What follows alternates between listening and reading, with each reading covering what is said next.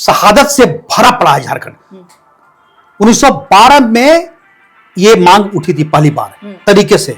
Officially Simon commission जब आया 1928 में, उस समय मांग की गई। छोटानागपुर उन्नति समाज ने मांग की थी साइमन कमीशन के पास। उसके बाद 1950 में झारखंड पार्टी बन गई। देखिए, गौर करने की बात है कि यहाँ क्या अंतर पड़ा। अंतर यह पड़ा कि पहले ये सिर्फ आदिवासियों का मूवमेंट था, लेकिन जयपाल सिंह ने 1949 31 दिसंबर रात और 1 जनवरी 1950, ये जो 2 दिन का जो कार्यक्रम हुआ था झारखंड पार्टी बनने के पहले, आदिवासी महासभा का जो कार्यक्रम था जमशेदपुर में, उस समय उन्होंने कहा था कि इस आंदोलन को आदिवासियों के साथ साथ गैर आदिवासियों को भी इसमें शामिल किया जाए, तभी झारखंड बन सकता है। लेकिन अलग राज्य मिलेगा इतना तो तय था, लेकिन कब मिलेगा ये पता नहीं चल पा रहा था। 1987 में निर्मल महतो की हत्या हो गई। उसके बाद जो बंदी का दौर, आंदोलन का जो दौर चला, जिस तरीके से हुआ, उसने तो एक आभास दे दिया था उस समय से। 87 के बाद से आभास हो गया था कि अलग राज्य के लिए जिस तरीके से लड़ाई लड़ी जा रही है अब है, केंद्र को तो बाध्य होना पड़ेगा, बात को तो सुनना करना पड़ेगा, बातचीत तो करनी पड़ेगी। पॉलिटिकल स्थिति ऐसी बनी हुई थी, लालू यादव चारों ओर से घिर चुके थे उस समय।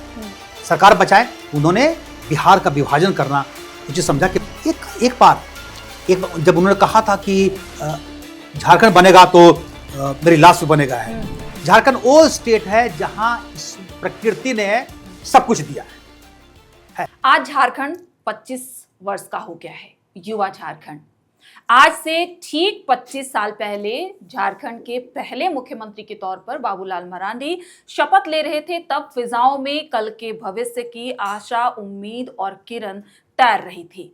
झारखंड यूं ही नहीं बना।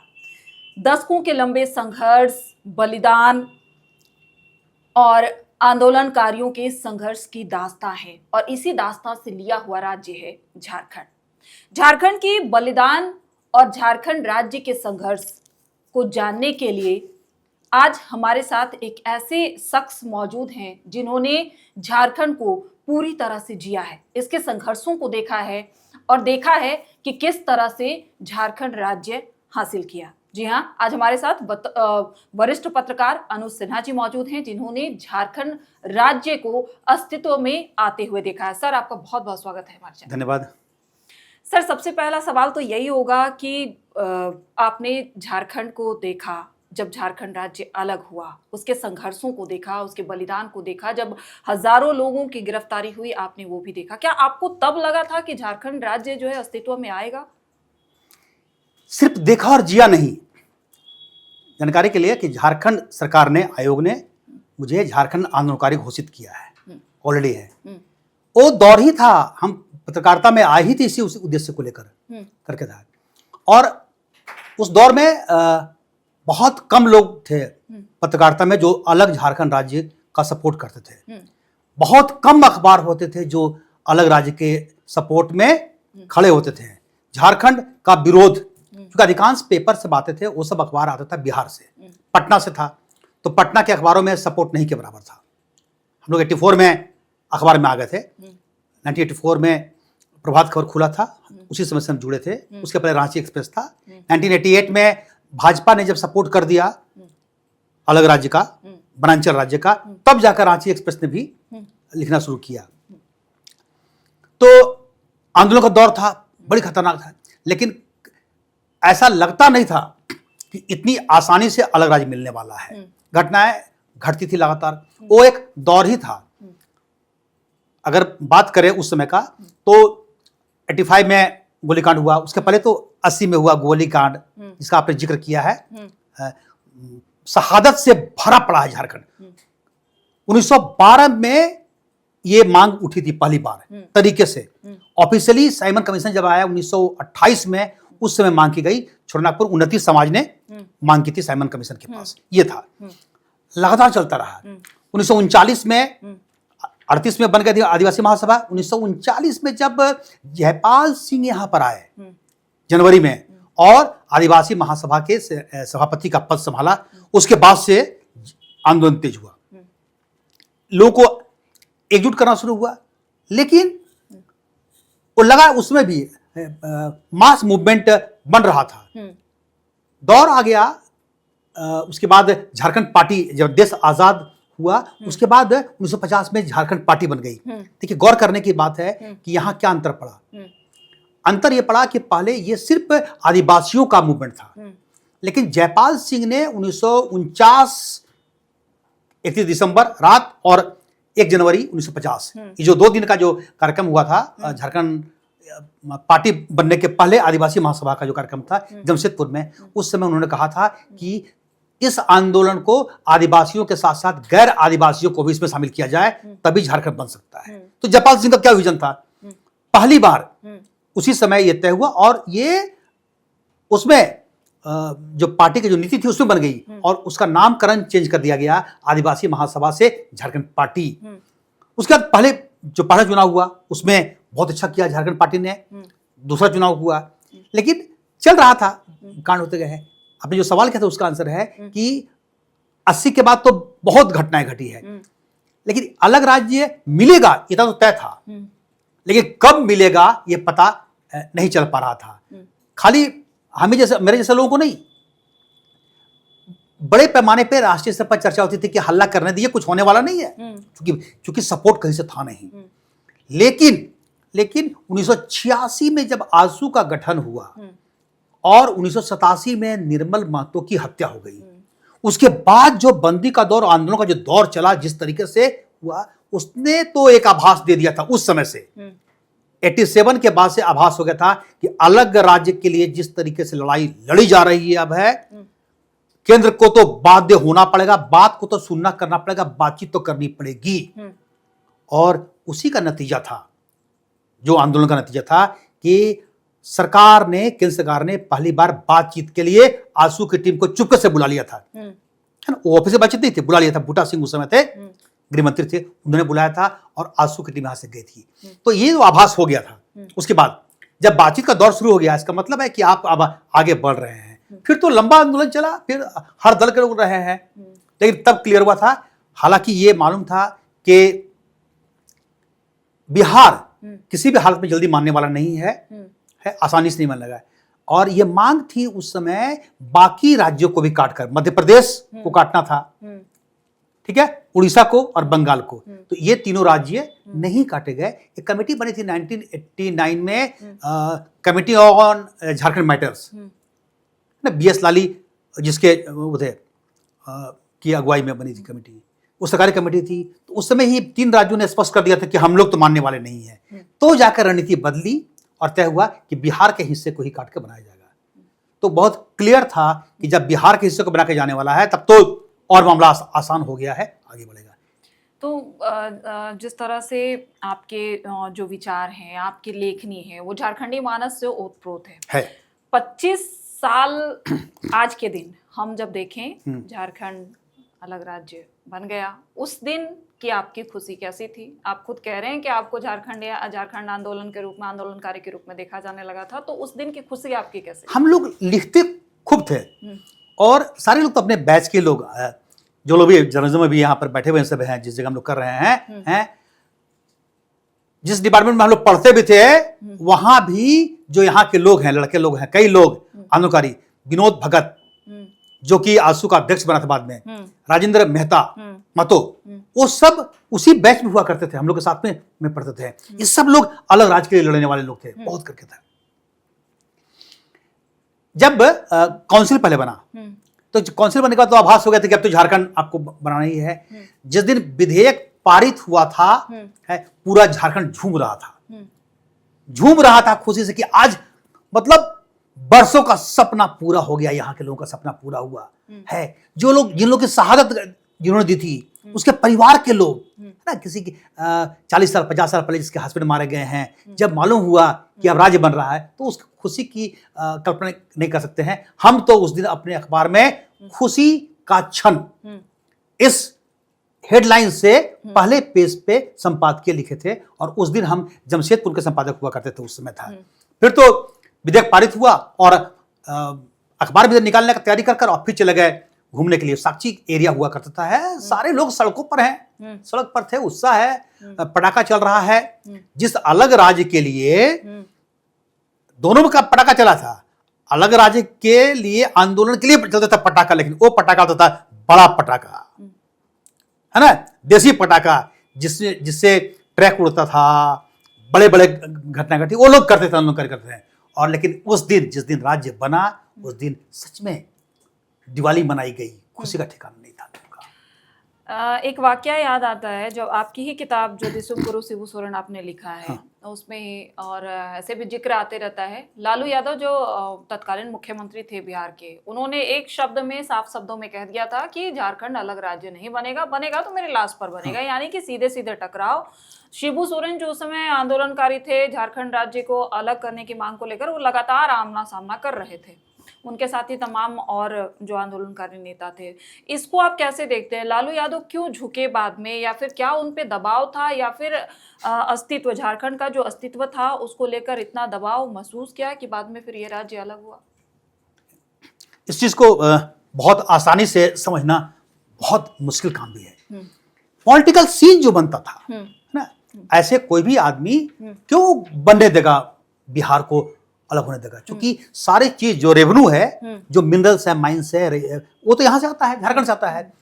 तो अगर हम, लालू कहना था कि अगर हम दे देंगे, लालू जी का कहना था राज्य बन जाएगा झारखंड, तो बिहार के लोग क्या बालू फागेंगे, आलू खाएंगे, जो उनका कहना था। शिबू सोरेन जी जेएम को लीड कर रहे थे।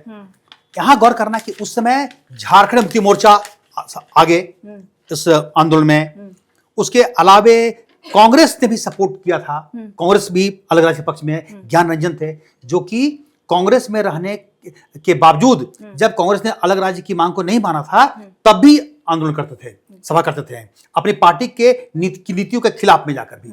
वो थे all Jharkhand student union, AJSU, उसकी टीम करती थी। झारखंड पार्टी, जिसका अपना आधार था, है, वो करती थी। भारे पड़े थे, बहुत सारे दल हो गए थे, है। बाद में नए बना था संयुक्त संघर्ष समिति, सारे दल मिलकर लगे हैं।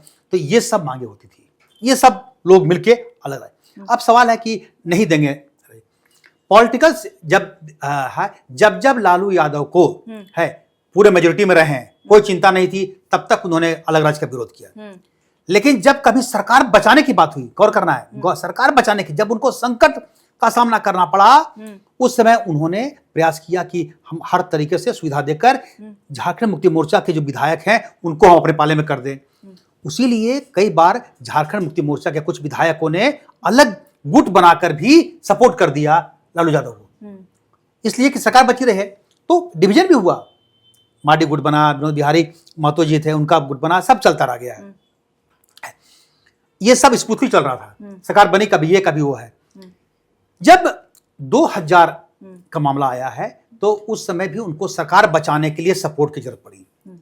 यहां पर स्पष्ट तौर पर कह सकते हैं कि कांग्रेस के जो लोग थे, खासतौर पे झारखंड की एरिया के जो कांग्रेस के विधायक थे, प्रदीप बलमुचू ने प्रेस कॉन्फ्रेंस किया था।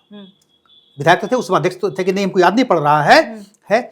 इन सारे लोगों ने कहा था कि अगर हम आपको, कांग्रेस के बल पर टिकी हुई थी सरकार, हम आपको तभी सपोर्ट करेंगे जब आप अलग झारखंड का विधेयक को पारित करिएगा। उसके पहले कई बार विधेयक बनांचल का पारित हुआ, लौटा, आया गया, चलता रह गया है। उनके पास राबड़ी देवी की सरकार थी उस समय, है, कोई मौका नहीं था कि अगर आप सपोर्ट नहीं करते हैं तो कांग्रेस, ये विधेयक पारित नहीं करते हैं तो कांग्रेस आपको सपोर्ट करने नहीं जा रही है। पॉलिटिकल स्थिति ऐसी बनी हुई थी, लालू यादव चारों ओर से घिर चुके थे उस समय। सरकार बचाए तो उन्होंने बिहार का विभाजन करना उचित समझा कि भाई हम तैयार हैं, मामले को बनाया और सब मिलजुल कर करके इन्होंने बात कराया। मतलब सीधे कह सकते हैं राजनीतिक मजबूरी ऐसी बन गई थी कि उनको जो उन्होंने पहले कहा था अपनी बात को वापस लेना पड़ा। एक बार जब उन्होंने कहा था कि झारखंड बनेगा तो मेरी लाश भी बनेगा है, उसके बाद जब विधेयक पारित हुआ तो फिर उनसे पूछा गया कि आपने कहा तो था, तब उन्होंने कहा था कभी कभी तो गलती हो जाती है। लालू प्रसाद जी बहुत मंजे हुए पॉलिटिशियन और शिबू सोरेन जी भी अपने एरिया में बहुत मंजे हुए पॉलिटिशियन। तो दोनों ने वक्त को देखा, जब लगा कि ये अटैक करने का सही वार है, आपके पास कोई अवसर नहीं है, जेएमएम, कांग्रेस, सारे लोगों ने दबाव बनाया और आरजेडी को वहां पर झुकना पड़ा।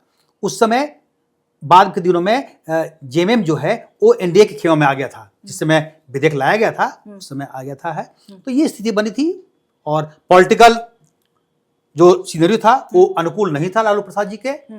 मतलब राबड़ी देवी की सरकार थी उसमें, सीएम लालू जी नहीं थे हैं, और उन्हीं को सरकार को बचाने के लिए इनके पास जब कोई रास्ता नहीं था तो ये मान गए और इन्होंने राज्य देने का विधेयक पारित कर दिया। चलिए सर, जयपाल सिंह मुंडा, निर्मल महतो, विनोद बिहारी महतो, खुद दिशोम गुरु शिबू सोरेन, ये तमाम लोग रहे। और हम जिस तरह से दिशोम गुरु के बारे में जानते हैं, गुरु जी के बारे में जानते हैं कि आंदोलन के रूप में इन्होंने बहुत संघर्ष किया। लेकिन उस रात अगर हम देखें कि 14 तारीख की रात कितनी भारी होगी गुरुजी के ऊपर, कि जिन्होंने जिस राज्य के लिए लड़ाई लड़ी और उन्हें ऐन वक्त पर पता चलता है कि वो इस राज्य के मुख्यमंत्री नहीं बन रहे। वो दंश कैसा था सर, क्या आपने वो महसूस किया उनसे, क्योंकि आप उनके काफी करीब रहे हैं?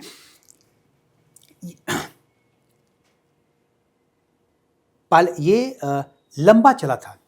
अगस्त 2000 में विधेयक पारित हो गया था और उस समय मैंने बताया, उस समय जेएमएम जो है वो एनडीए के खेमे में था, समता पार्टी थी।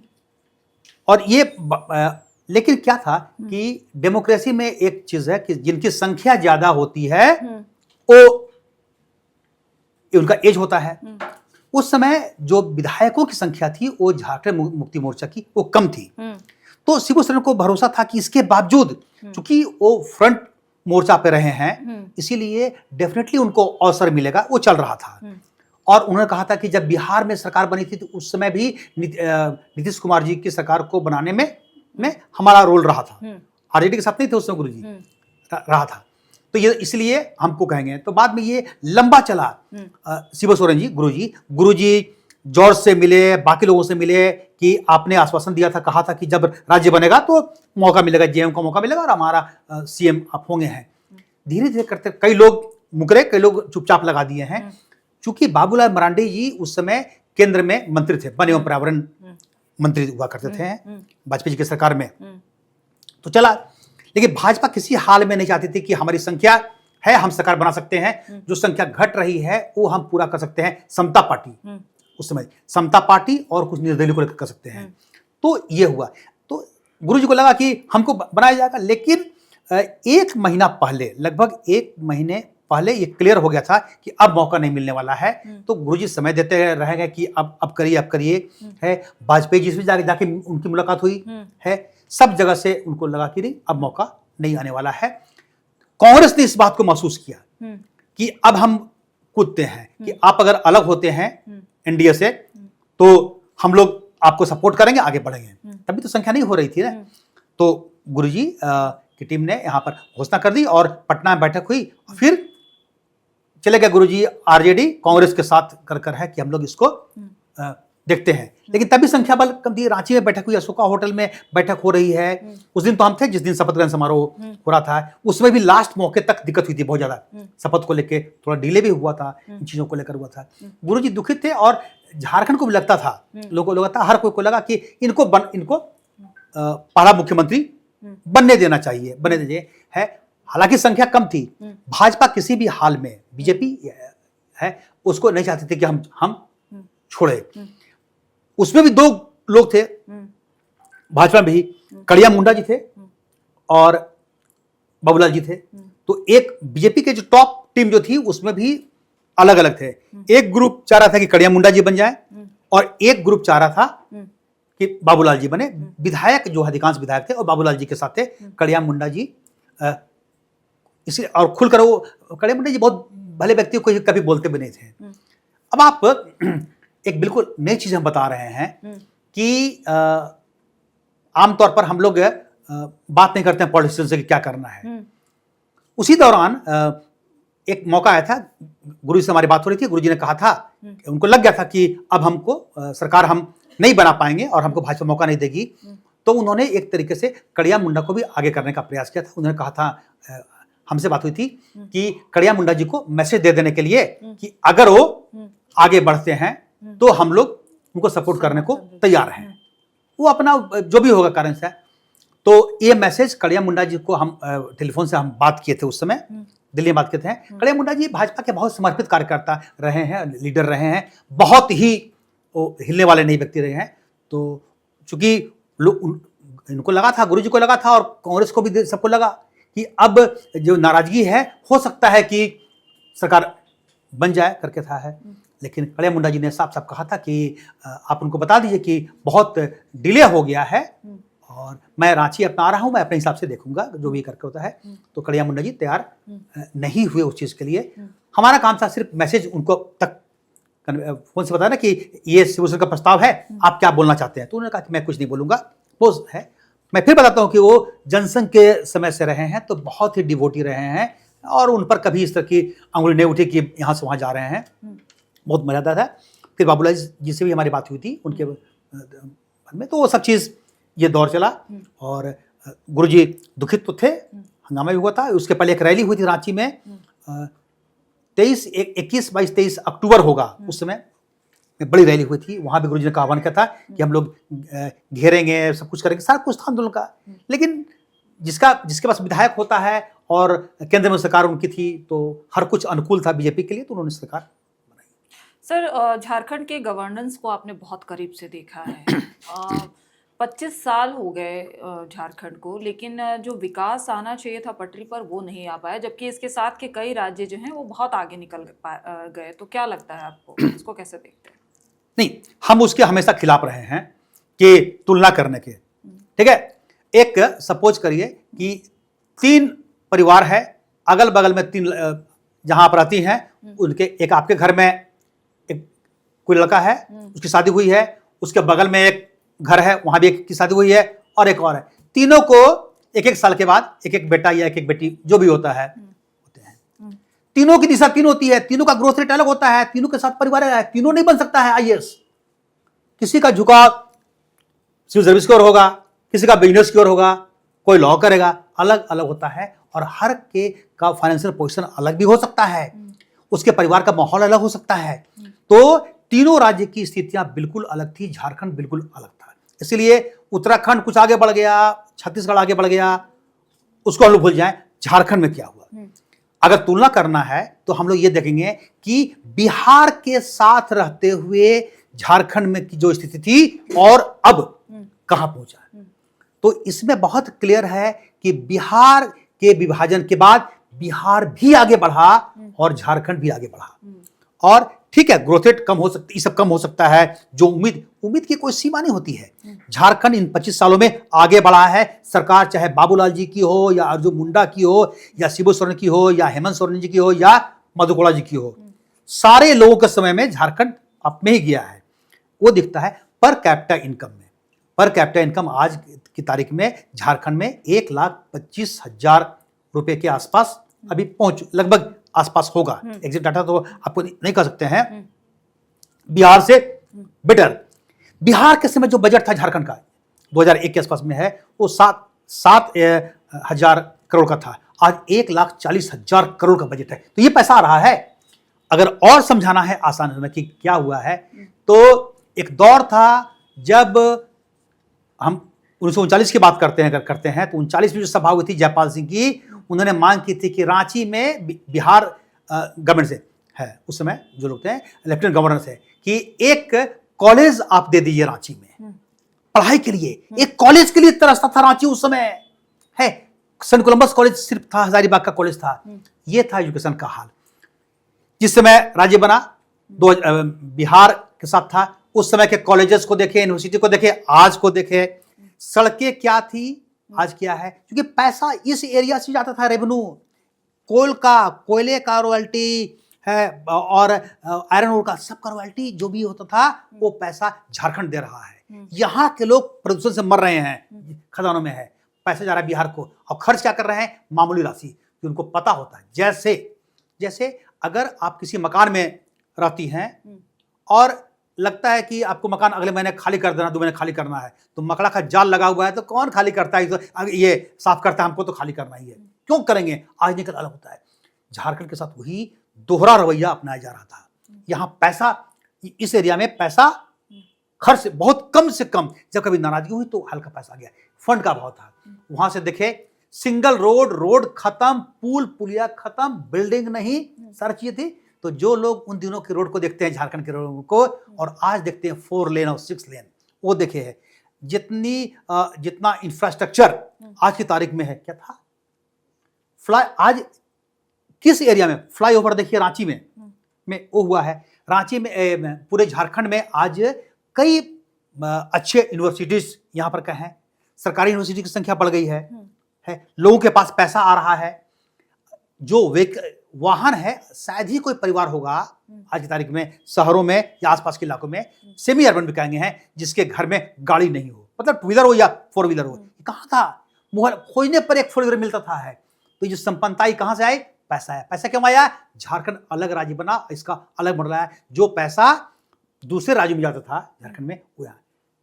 मेरा मानना अभी भी है कि झारखंड को और आगे जाना चाहिए, लेकिन ये स्लो प्रोसेस होता है। कई विषय ऐसे और हैं जिस पर काम करने की जरूरत है और झारखंड डेफिनेटली झारखंड में बहुत पोटेंशियल है। टूरिज्म के रूप में यहाँ पर बहुत बड़ा एरिया है जिस पर हम लोग बात भी कर सकते हैं, आगे भी उस पर हो सकता है। लेकिन झारखंड आगे बढ़ा है, इससे कोई इनकार नहीं कर सकता है।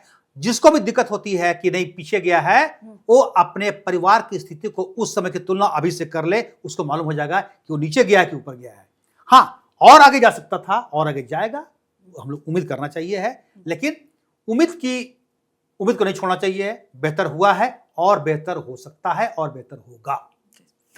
सर, अभी तक के झारखंड में अगर हम देखें तो झारखंड में किस नेता का विजन आपको सबसे अच्छा लगा झारखंड के? विवाद वाला विषय है, जिसको नहीं लेंगे। हर बार काम हुआ है, हर का प्रायोरिटी अलग अलग रही है, ठीक है। बाबूलाल जी ने स्टार्टिंग किया था, अपना रिंग रोड के आसपास का सपना था, उनका अलग रहा था, स्टार्टिंग उन्होंने कर दिया। लेकिन क्या दुर्भाग्य था बाबूलाल जी का, वो काम कर रहे थे, बाबूलाल मरांडी ने काम खराब नहीं किया था, काम शुरुआत की थी। लेकिन उस समय सरकार थी निर्दलियों के बल पर। निर्दलीय अगर और कड़ा सुनना चाहते हैं तो वो बार्गेनिंग करते थे, हमको ये पोर्टफोलियो दीजिए नहीं तो हम सरकार गिरा देंगे। अब क्या करें, है ना। तो निर्दलियों ने उसको पकड़ के रखा था। तो आप फ्रीली, बाबूलाल जी फ्रीली काम नहीं कर पाते थे। बाद में सरकार उनकी चली गई, अर्जुन मुंडा जी आए, सबको साथ लेकर चले। लेकिन वो जो गिरोह होता था 4-5-6 लोगों का, मेजोरिटी की सरकार नहीं आने का झारखंड को कीमत चुकाना पड़ा।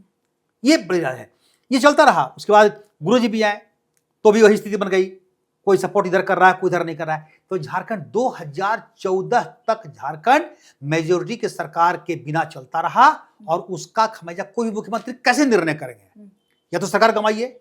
वो स्थिति नहीं बनी थी कि हमारी सरकार जाए तो जाए, हम झुकने वाले नहीं है। अगर ये हो गया होता तो हिम्मत नहीं होती किसी निर्दलीय के जो ब्लैकमेलिंग करे। ब्लैकमेलिंग वर्ड का प्रयोग कर रहा है, इसलिए कि ऐसा नहीं करिएगा तो हम समर्थन वापस ले लेंगे। ये चलता रहा। 2014 के बाद का झारखंड बिल्कुल अलग है, अलग। पहले सरकार बनी, एनडीए की सरकार बनी, मेजोरिटी में रहे रघुवर दास की सरकार चली, 5 साल तक सरकार चली। उसके बाद हेमंत सोरेन की सरकार है। ये दोनों सरकार अपने हिसाब से निर्णय करते गए। पहले वाले भी करने का प्रयास करते थे, लेकिन कर क्या सकते थे, सरकार गिरने का डर था। लेकिन इन दोनों सरकारों को कोई फर्क नहीं पड़ता है, इतने मेजोरिटी में तब भी थे और अभी तो बहुत ही पावरफुल गवर्नमेंट है। अब जो चाहे सो कर सकते हैं, आपके पास है विजन क्या है। लेकिन सरकार की प्रायोरिटी अलग अलग रही है, अलग अलग है। एक इंफ्रास्ट्रक्चर बढ़ाना है, कोई एजुकेशन को देता है, कोई हेल्थ को देता है प्रायोरिटी, कोई सोशल वेलफेयर को देता है। तो अलग अलग दौर का अलग अलग होते हैं। दोनों सरकारों के वोट बैंक भी अलग रहे हैं। तो सरकार जब बनती है तो चुनाव के पहले वादा करती है, उस वादे को पूरा करने का प्रयास करती है और जिनको आपका कमिटमेंट होता है उसको रखते हैं प्रायोरिटी में। हेमंत सोरेन सरकार की प्रायोरिटी में अलग है, रघुवर जी की सरकार में कुछ और अलग थे करके था। लेकिन कुल मिलाकर ओवरऑल जितने भी लोग थे, कहीं कहीं कम, कहीं ज्यादा, कहीं गवर्नेंस बहुत अच्छा रहा, कहीं कुछ कम रहा। अच्छा उनसे इनका अच्छा, इनसे उनका अच्छा, ये संभव नहीं बताना, क्योंकि एक एरिया में अगर आपने अच्छा किया है, दूसरा एरिया पर कमजोर है। अगर कोई रघुवर जी की सरकार में विधानसभा, हाई कोर्ट, ये सब चीज का बना इंफ्रास्ट्रक्चर में कई काम उधर से हुए हैं, तो कोई एरिया में बोलेंगे सोशल एक्टिविटी वहां पर कम हो गया। इनकी सरकार में, हेमंत सोरेन की सरकार में, वो बड़े बिल्डिंग्स तो नहीं बने, लेकिन जो योजनाएं बनी और जो कई सरकारी योजनाएं जिसका बेनिफिट लड़कियों को मिला, महिलाओं को मिला है, आदिवासियों को मिला, वो उधर कुछ कम था। तो कुल मिलाकर देखा जाए है कि ओवरऑल डेवलपमेंट हो रहा है, हर व्यक्ति का जा रहा है। लेकिन इसके बावजूद सबसे बड़ी बात जो अभी है, जो आने वाले दिन में है, हम सभी को झारखंड में रहने वाले हर एक व्यक्ति को मानस बदलना पड़ेगा काम करने का। खास तौर पे गवर्नमेंट सेक्टर में काम करने वाले व्यक्ति को एजुकेशन पर बहुत काम करना पड़ेगा।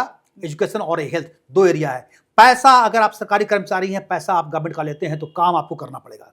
है काम नहीं काम करेंगे, टीचर आपको है तो आपकी ड्यूटी होती है कि आपको पढ़ाना, आपको पढ़ाइए, आप पढ़ाएंगे तभी बच्चों का भविष्य बनेगा। है बस 10 से 4 का स्कूल है, 3 जो बाहर में है, 2 बजा 2:30 बजा स्कूल में छुट्टी है, मास्टर साहब भाग गए। ऐसा नहीं होना चाहिए। पर कोई है इन चीजों पर बहुत कंट्रोल, क्वालिटी एजुकेशन देना चाहिए ताकि यहाँ के बच्चे बाहर नहीं जाए। यहाँ पे संस्थाएं तभी आएंगी जब यहाँ पर लोग उसमें एडमिशन लेंगे। वो तब होगा जब आपके पास क्वालिटी हो। तो स्कूली शिक्षा जो बुनियादी होती है उसको स्ट्रॉन्ग करना पड़ेगा और हायर एजुकेशन तक। अभी भी बहुत साफ है, हायर एजुकेशन में झारखंड गवर्नमेंट को या बाकी जो लोग भी देखते हैं उनको बहुत काम करना पड़ेगा। संस्थान बेहतर बनाना पड़ेगा। टीचर्स को मतलब अपना बच्चा मान के लोगों को भी पढ़ाना पड़ेगा जो पहले हुआ करता था। ऐसा नहीं कि आ रहे हैं क्लास में और फांकी मार रहे हैं, ये चीज को नहीं करेंगे। एजुकेशन में जहां पीछे रह गए, हेल्थ में जहां पीछे रह गए, आज भी यहाँ के लोगों को हेल्थ के लिए बाहर जाना पड़ता है, एम्स बन चुका है। तो मेरा मानना कि ये 2 सेक्टर ऐसा सेक्टर है जहां पे बहुत काम करने की जरूरत है। एजुकेशन पर फिर हम कह रहे हैं कि जितना पैसा मिलता है सरकारी टीचर को है, प्राइवेट से देख लीजिए आप करके है, और जितना प्राइवेट को मिलता है, जो पढ़ाई होती है उसमें कितना फर्क होता है, तो बच्चे कैसे करेंगे। आपने जिस तरह से कहा कि सर हेल्थ और एजुकेशन पे हमको ध्यान देना चाहिए, हम मुख्यमंत्री के कार्यकाल और उसको भी देखेंगे। आपका गुरुजी यानी शिबू सोरेन पे गहन अध्ययन है, उनका जो मुख्यमंत्री का कार्यकाल रहा उसको आप कैसे देखते हैं? कहाँ उनको मौका मिला काम करने का। गुरुजी पहले बार में तो 11 दिन, अगला बार में कुछ महीना काम किए, 1 साल तक तो कभी रहे नहीं हैं, तो काम करने का मौका कहाँ मिला उनको है। हाँ, जो अंतिम बार जब आए तो थोड़ा समय मिला उनको है। उनके काम करने का तरीका था कि समाज के सबसे लोअर तबके का जो लोग हैं जो है उसको उसका फायदा ज्यादा मिलना चाहिए। और ये गवर्नमेंट भी अगर भले मुख्यमंत्री हेमंत सोरेन जी हों, लेकिन वो जो शिबू सोरेन का सपना था उसी काम को आगे बढ़ा रहे हैं। और शिबू सोरेन के सपने को समझने के लिए आसान काम नहीं है। उनको जाना पड़ेगा 1976 में, 75 में गुरुजी ने अपना मॉडल बनाया था जब वो टुंडी में काम करते थे as a social worker. Political तो थे ही, समाज सुधार करने का काम करते थे। और एक कैसे आदिवासियों को अपने पैरों पे खड़ा करें, महिलाओं को अपने पैरों पे खड़ा करें, वो मॉडल था है। महिलाओं को अपने पैर पे खड़ा करने के लिए उसमें वो देते थे ट्रेनिंग गुरुजी। खेती कैसे हो, सामूहिक खेती उस समय करवाते थे। तो बात अभी जो कई योजनाएं चल रही हैं उसमें झलक मिलती है गुरुजी की उस योजना का, टुंडी के अध्ययन का है, वो दिखता ही है सर कुछ है। तो इसको जिस तरह से हम देखते हैं सर, हम विकसित झारखंड की बात कर रहे हैं कि इसमें और कैसे काम किया जाए कि झारखंड आगे बढ़े, किस दिशा में काम किया जाए कि आगे बढ़े। देखिए विकसित तो भी बहुत पावरफुल वर्ड है। विकसित भारत, विकसित झारखंड। सबसे पहले हम लोग को काम के लायक झारखंड अभी एक ऐसे जगह पर आ गया जहां से टेक ऑफ करना है, वो हुआ है। वो देखती है उसकी आर्थिक स्थिति। इसमें सबसे बड़ी बात है कि आपके पास पैसा रहेगा तभी खर्च करेंगे, तभी डेवलपमेंट होगा। पहली बात है, पैसा नहीं है स्टेट के पास तो कुछ नहीं होने वाला है ना। वो डेवलपमेंट कहां से होगा, बिल्डिंग बनानी है कहां से बनेगा। एक दूसरा माहौल, एटमोस्फेयर, वो अच्छा होने के बाद भी परसेप्शन बाहर में चला गया अगर कि नहीं झारखंड में तो बहुत मुश्किल है, तो दिक्कत है। और तीसरा होता है आप किस किस एरिया में काम कर सकते हैं। तो झारखंड को आगे बढ़ाने के लिए सबसे पहले जितने ब्यूरोक्रेट्स हैं थोड़ा सा और ओपन हो जाए, फ्रीली हो जाए, और जो आप प्लानिंग करें, जो योजना बनाए वो सटीक वो देखकर बनाए, कागज पर रखे नहीं, जो प्रैक्टिकल हो। पहला। दूसरा चीज है कि लॉन्ग टर्म प्लानिंग बनना चाहिए झारखंड का। अभी झारखंड की इकोनॉमी का मेन साधन है रॉयल्टी से जो पैसा आता है, खासतौर पे कोयला का, आयरन ओर का और बाकी चीजों का है। आने वाले दिनों में, आने वाले 20-25 सालों के बाद बहुत मुश्किल है जमीन के अंदर से कोयला निकालना, जो सबको जान रहा है। कोल इंडिया भी कर चुका है, दिख चुका है, क्योंकि अल्टरनेट एनर्जी पर बात हो रही है। तो जब कोयला निकालना अगर बंद हो जाएगा तो आपको रॉयल्टी यहाँ से तय हो जाएगा कि झारखंड से अब कोयला नहीं निकलेगा, तो कौन देगा रॉयल्टी? जब कोयला ही नहीं निकला तो पैसा कहां से आएगा? तो आपकी इनकम का सोर्स क्या रहेगा? वो सबसे इंपॉर्टेंट चीज है। तो अब धीरे धीरे झारखंड को नई दिशा में सोचना होगा, सोच भी रहे हैं लोग हैं, जिसमें कि एक है एग्रीकल्चर सेक्टर। एग्रीकल्चर में कई क्षेत्रों में बहुत अच्छा किया है, मछली पालन में अच्छा किया है। अब एग्रीकल्चर कैसे अच्छा होगा? झारखंड वो स्टेट है जहां इस प्रकृति ने सब कुछ दिया है 1200 से 1400 मिलीमीटर बारिश होती है यहाँ पे, पानी पूरा आता है, लेकिन पानी रखते नहीं है ना, पूरा पानी चला गया बहकर, पहाड़ी एरिया है, पानी बहकर चला गया। सिंचाई की सुविधा होनी चाहिए। तो पानी को, बारिश के पानी को कैसे करें? इसका मतलब एक ऐसी व्यवस्था करनी पड़ेगी झारखंड को, जो पानी को आप बचाकर उससे खेती आप कैसे करवा सके। खेती को प्रमोट करना पड़ेगा, जिससे पलायन भी रुकेगा। एक दूसरा, इंडस्ट्रियल ग्रोथ कैसे हो, बाहर की कंपनियां यहां पर कैसे आए और कम से कम जगह ले, इन्हें की उजाड़ दे किसी को, ताकि किसी का विस्थापन कम से कम हो और जिसकी जमीन ले जाए, बाकी जो चीजें उसको रोजगार मिले। झारखंड में आज भी ट्राइबल्स हैं और बाकी जो मूलवासी हैं वो जमीन देने को तैयार रहते हैं, बशर्ते उसका फायदा उनको मिले। ये नहीं कि आप चले जाइए बोकारो में, बोकारो स्टील प्लांट के लिए जमीन का अधिग्रहण किया गया, कौड़ी के भाव लिया गया, ठीक है, सरकार जिसकी भी रहे वो समझे केंद्र के बारे में, लेकिन क्या उनको स्टील प्लांट के लिए उतनी जमीन की जरूरत थी? आज भी बोकारो से पास करेंगे तो खाली पड़ी हुई जमीन, बोकारो बने हुए कई साल हो गया, 40 साल से 50 साल आपके उससे ऊपर हो गया है, वो जमीन खाली पड़ी हुई है, क्योंकि आपको काम ही नहीं था। काम है 2000 एकड़ का और 10,000 एकड़ जमीन ले लेंगे, आप रखेंगे, बाद में उसको बेचते रहेंगे। ये गलत है। जितना रिक्वायरमेंट है उतनी जमीन लें, और उस अब जो मॉडल बनना चाहिए झारखंड में कि जिसकी जमीन ले, ऐसी योजना बनाए कि उसका फायदा उसको भी हो। जैसे जब खुल के बात हो रही है तो एक ट्राइबल लैंड को आप दे नहीं सकते, जल्दी बेच सकते नहीं है नॉन ट्राइबल को, सबका बना हुआ है, सिस्टम बना हुआ है। CNT एक्ट, SPT एक्ट बहुत हार्ड एक्ट है, लेकिन उल्लंघन खुल के हो रहा है, सबको जानता है कि कैसे क्या होता है। एक मॉडल है, इसी रांची में एक मॉडल है कि एक ट्राइबल लैंड पर एक लोगों ने जिसकी जमीन थी वो, और एक बाहर का कोई पार्टी था, उन्होंने एक ये बना लिया, मैरिज हॉल बना लिया और तय कर लिया कि जितना बुकिंग होगा 60-40 का रहेगा, 40% हर बुकिंग का आपको मिलेगा। तो आप सोचिए कि 1 लाख रुपए एक दिन का अगर किराया होता है तो 40,000 रुपए मिलता है उस परिवार को जिसकी जमीन है, और 60,000 रुपए मिलता है जिसने उस पर बिल्डिंग बनाई है। अब लोग बच्चों को देख रहे हैं, अब क्या होगा, वो परमानेंट हो गया ये मॉडल, उसको हमेशा मिलते रहेगा, उस परिवार को चिंता नहीं है। लेकिन क्या होता है, अगर वो देता बेच देगा किसी को है तो एक ही बार पैसा मिला और उस पैसे का दुरुपयोग हो गया, पैसा खत्म। तो झारखंड का मॉडल ऐसा होना चाहिए कि जिसकी जमीन यहां पर है उसको रेगुलर इनकम का है, चाहे उस पर कंपनी बने या कुछ और बने, है रेगुलर इनकम, मंथली इनकम उस परिवार के पास आता रहे, रोजगार का अवसर उसको मिलता रहे, उसको बाहर नहीं जाना पड़े रोजगार के लिए। बाहर की कंपनी को यह बताया जाए कि हमारी नीतियां इतनी अच्छी हैं, इस गवर्नमेंट की नीतियां इतनी अच्छी हैं, आप यहाँ का माहौल इतना अच्छा है, आप आए, पैसा लगाएं, यहां पर कहीं कोई दिक्कत नहीं होनी चाहिए झारखंड में, बल्कि और लेबर सस्ता है। तो कॉस्ट ऑफ प्रोडक्शन जो होता है किसी भी प्रोडक्ट के लिए, वो यहां पर चीप पड़ता है, सस्ता पड़ता है। आप आइए, आपको दिक्कत नहीं होगी। ये तब होगा जब हम लोग छोटी छोटी बातों पर गौर करेंगे। जो अधिकारी बेईमानी करते हैं, जो पॉलिटिशियंस इसमें इन्वॉल्व होते हैं, उनको इससे ऊपर उठना पड़ेगा, स्टेट के लिए सोचना पड़ेगा। तो ये वो सेक्टर है। और तीसरा जो सबसे बड़ा एरिया है वो एरिया है टूरिज्म का। टूरिज्म को कभी भी इग्नोर मत करिए।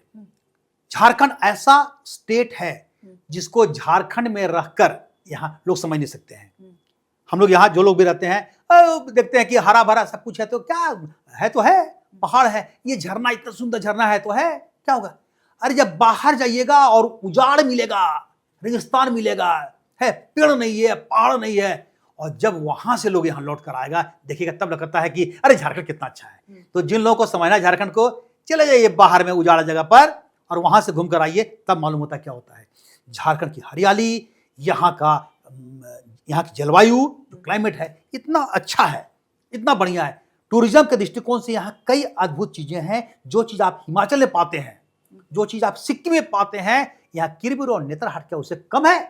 खाली बर्फ नहीं, ठंड नहीं पड़ता, बस बर्फ की बात है। बाकी देखिए घाटी, देखिए उसी तरीके का है, सुंदरता उसी तरीके से है। तो इन चीजों को डेवलप करना पड़ेगा। सारंडा जंगल अद्भुत जंगल है, सबसे डेंस फॉरेस्ट एशिया का सारंडा में है, इसको माना गया है। है, साल के बड़े बड़े पैकेज, वहां पे लोग आकर आने वाले दिनों में देखेंगे, एक समय होगा जब शुद्ध हवा जब बाहर में नहीं मिलेगी, दिल्ली के लोग चाहेंगे कि चलो झारखंड सारंडा में 3 दिन के लिए रह के आते हैं, अब पर डे आपको रहने का लंबा लंबा सांस लेने का पैसा लगेगा, है ना, आप अनुलोम विलोम करिए वहां पर जाकर, देखिए आपको फायदा मिलता है, उसका पैसा मिल लगेगा। तो वो सरकार एक पैकेज बनाएगी, मतलब वो एक तरीके से हेल्थ टूरिज्म के तौर पर उसको डेवलप किया जाएगा। उसके अलावे पैसा टूरिज्म को, जिसका पैसा है, अगर यहाँ पे बौद्ध सर्किट है जो बना हुआ बिहार का है, अगर उसके कई इलाके हैं जो झारखंड में भी है, इटखोरी है, हजारीबाग एरिया है, और भी कई जगह हैं जो बौद्ध धर्म से जुड़ा हुआ है, तो जो बाहर के लोग आते हैं, जापान से, चाइना से और बाकी जो श्रीलंका से, बाकी से जो पैसा खर्च करना चाहते हैं, खर्च करते हैं, उनको कैसे आप झारखंड ला सके। पारसनाथ पहाड़ यहाँ पर है, जैनियों का सबसे बड़ा धार्मिक स्थल है, तो वहां पर आते लोग हैं जैनों के पास समुदाय ऐसा है जहां पर आर्थिक रूप से वो बहुत संपन्न है, तो वो झारखंड जब आ गए पारसनाथ, तो उनको कैसे यहां पर रखें जोड़कर कि आप आ गए पारसनाथ, अब आप चलिए, आपको घुमाते हैं कहां कहां, पूरा घुमाते झारखंड, पहाड़, नदी, नाला, ये देखिए सुंदरता करके है। तो जितना आप रोकेंगे उतने दिन वहां ठहरेंगे तो घूमेंगे, यहाँ के लोगों की गाड़ी, यहाँ के लोग के ड्राइवर, यहाँ के लोगों को पैसा मिलेगा, खाएंगे यहाँ पर, यहाँ के लोग इन्वॉल्व करेंगे हैं।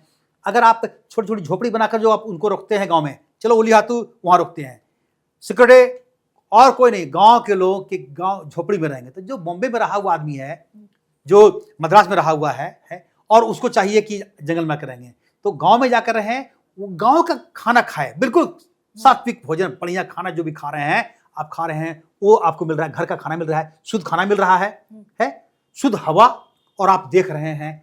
वहीं पर रखें उत्पाद जो गांव के लोग बनाते हैं, यहाँ के लोग, उन चीजों को बेचिए, तो ये सब पैसा कहाँ जाएगा, ये टूरिज्म होगा में कई रूप से पैसा आएगा, कई गुना आएगा। मतलब सीधा कहेंगे कि जो वहां से मैक्सिमम पैसा खर्च कर खाली जाने का भाड़ा लेकर वो जाएं, यही सोचकर आगे बढ़ना चाहिए। डेफिनेटली झारखंड ग्रो करेगा। टूरिज्म बहुत बड़ा एरिया है, सावन का मेला होता है, बाकी कई ऐसे मंदिर यहाँ पर, रजरप्पा मंदिर, देवड़ी मंदिर, ये सब कम महत्व का नहीं है। इसको कैसे जोड़े ताकि लोग बाहर में जाएं। इस बार चलना है तो चलो, तय कहाँ कर रहे हैं, तय कर रहे हैं तमिलनाडु में, तय कर रहे हैं दिल्ली में, कि चलते हैं झारखंड और जाना है, रजरप्पा मंदिर जाना है, दर्शन करना है, माँ का दर्शन करना है, देवड़ी मंदिर जाना है, वहां जाना है। तो इन जगहों के बारे में बताया जाए, जोड़ा जाए और उस पर काम किया जाए। और जब वहां से लोग यहाँ पर आ जाए, जो टूरिस्ट आए, उस समय जिम्मेवारी बनती है झारखंड के लोगों की है कि आपको इतना अच्छा सर्विस देंगे, इतना अच्छा व्यवहार करेंगे, आप अतिथि हमारे हैं, गेस्ट हैं, आपसे पैसा मिल रहा है स्टेट को, है ना, इतना करें कि वो जाकर 4 लोगों को बताए कि हम झारखंड गए थे, ये माहौल मिला है, तो 4 लोग और आएंगे। ये इतना बड़ा परिवर्तन लाएगा, रेवेन्यू का एक बड़ा साधन बनने वाला है। इस पर काम भी हो रहा है। जी सर, आखिरी सवाल लेना चाहेंगे। जिस तरह से आपने बताया कि अगर इस मॉडल पर काम किया जाए तो झारखंड वृहद झारखंड के तौर पे जाना जाएगा और विकसित भी करेगा। हम आखिरी सवाल लेना चाहेंगे सर कि गुरुजी, जिनसे आपका खासा लगाव रहा, झारखंड युवा हो गया है, 25 साल का हो गया है आज, तो ऐसे में गुरुजी ने झारखंड सिर्फ झारखंड राज्य की मांग नहीं की थी, उन्होंने वृहद झारखंड की मांग की थी, जो कई ऐसे जिले हैं जो अभी भी नहीं झारखंड में शामिल हो पाए, जिनकी उन्होंने मांग रखी। और आज गुरुजी ही नहीं है जब युवा है झारखंड, तो इस संस्मरण को कैसे देखते हैं? नहीं, अब तो जो सीन बन गया है उसमें बृहद झारखंड अब संभव नहीं लगता है रियलिटी में ना। पॉलिटिकल इशू बन सकते हैं कि राज्य हम करेंगे हैं, संभव नहीं है। कोई भी अपना हिस्सा काट कर देने वाला अब नहीं है। जो होना होता था एक बार में हो गया, ठीक है। अब जो झारखंड अपने पास है, छोटा स्टेट है, आबादी भी बहुत ज्यादा नहीं है करके है, हर तरीके से बेहतर है, इसको कितना अच्छा बनाए। और जो वही शिबू सोरेन ने और झारखंड के आंदोलनकारियों ने जो शहीद जो लोग हो गए, उनके सपनों को साकार करने का, कि अलग राज्य खाली भौगोलिक नहीं है ना। एक बार गुरुजी किसी स्पीच में कह रहे थे, कहीं पर है, खोटा में है, कि अलग राज कह रहा लोग कि अलग राज खिला रहा है कि तोरा के काम मिल लो ना। वो जो बोले कि हाँ, राज्य तो बन गया, तुमको काम मिला, तुम काम करो कहने के लिए, मतलब वो बहुत अपने दर्द को देखिए। हर एक आदमी को अपना उसका हिस्सा, मतलब उसके जीवन में बदलाव लाना चाहते थे गुरुजी।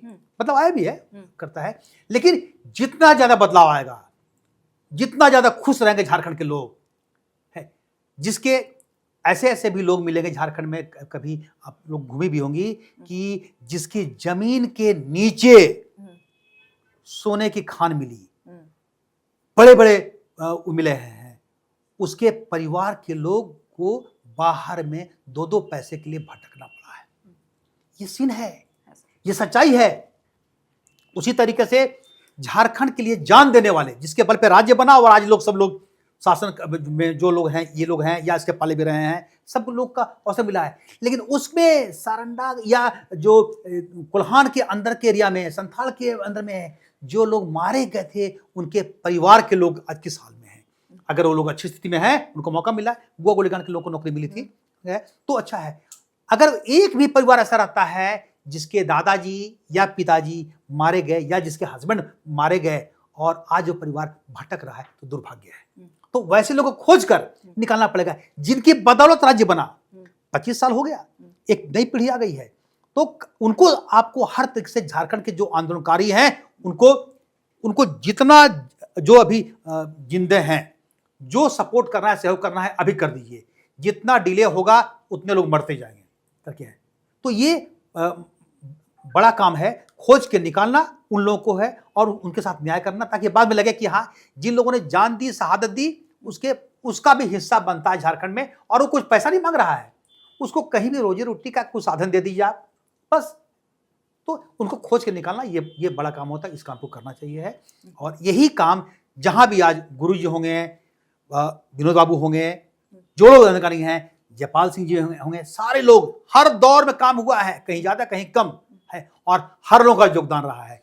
गुरु जी का बहुत ज्यादा रहा अपने दौर में, उसके पहले जयपाल सिंह जी का रहा, विनोद बाबू के समय का रहा, शक्ति बाबू रहे, तो निर्मल दा रहे, सब गए हैं। तो अब वो जहां भी होंगे वहां से देखे कि जो चीज के लिए हम लोगों ने बीज बोया था, लड़ाई लड़ी थी, कुर्बानियां दी, जान गया या आंदोलन किया है, आज जब जो राज्य बन गया है, अच्छे तरीके से चल रहा है, वो हमारा आशीर्वाद है। यहाँ के लोग खुशहाल हैं, खुशहाल। देखिए, पैसा होना अलग चीज है, खाली पैसा मिल गया खुशी नहीं है, खुशहाल हैं, संतुष्ट हैं, अपनी भाषा और संस्कृति को आगे बढ़ा रहे हैं। झारखंडी जो मानसिकता है वो आगे बढ़े, झारखंडी जो कल्चर है जिसके लिए उन्होंने लड़े थे वो आगे बढ़े करके रहे, और सारे लोग मिलजुल कर रहे हैं। झारखंड है, यहाँ पर बाहर के भी लोग आए हुए हैं, कोई दिक्कत नहीं है, हर जगह रहते हैं। यहाँ के लोग बाहर भी गए हैं, दिल्ली भी गए हैं और हर जगह हैं। तो सब लोग मिलजुल कर बेहतर झारखंड करे हैं, और ऐसा नहीं हो कि एक वर्ग बहुत तरक्की कर रहा है और दूसरा वर्ग एकदम खत्म है, ऐसा भी नहीं होना चाहिए। तो मिलकर करेंगे, एक समृद्ध जिस दिशा में झारखंड जा रहा है और आगे बढ़ाए, हर व्यक्ति के चेहरे पे खुशी रहे, हर कोई खुशहाल हो, हर घर के लोगों को है, और उसके लिए रोजी रोटी के लिए बाहर नहीं जाना पड़े, पढ़ाई लिखाई इतना अच्छा रहे कि बहुत हाई एजुकेशन है जिसको, जो संस्था झारखंड में नहीं है। कोई MIT में जाना चाहता है अमेरिका, तो जाओ ना भाई, है ना। लेकिन बुनियादी मामूली काम के लिए किसी को बाहर जाने की जरूरत नहीं है। ये व्यवस्था यहाँ पर हो, तभी सबको संतुष्टि होगी, और उसी झारखंड की हम लोग कल्पना करते हैं। और मुझे भरोसा है कि एक न एक दिन झारखंड बहुत जो सपना था वो कंप्लीट पूरा होगा, संपूर्ण तौर पर पूरा होगा, मुझे भरोसा है, और यही सबको राह दिखाएगा। तो आप सभी तमाम दर्शकों को भी स्थापना दिवस की ढेर सारी शुभकामनाएं। सर ने बताया कि किस तरह से झारखंड जो आज युवा हो गया है, 25 साल का हो गया है, आप तमाम लोगों की भी सहभागिता बनती है कि आप झारखंड को किस तरह से आगे बढ़ाएंगे, आप झारखंड को कैसे प्रमोट करेंगे, दूसरे राज्यों से आने वाले जो आगंतुक हैं उसको झारखंड को कैसे एक्सप्लोर करवाएंगे, ये आपकी भी जिम्मेदारी बनती है। और सर ने जिस तरह से बताया कि किन किन सेक्टर्स में काम करने की जरूरत है, तो सरकार को भी इस पे पहल करनी चाहिए। शुक्रिया सर, आपको भी स्थापना दिवस की ढेर सारी शुभकामनाएं, और तमाम जो जानकारियां आपने दी हैं, जो आंदोलनकारी रहे, किस तरह से झारखंड ने संघर्ष देखा, उसकी जानकारी देने के लिए आपको बहुत बहुत शुक्रिया सर। धन्यवाद, जोहार, सबको बहुत बहुत शुभकामनाएं।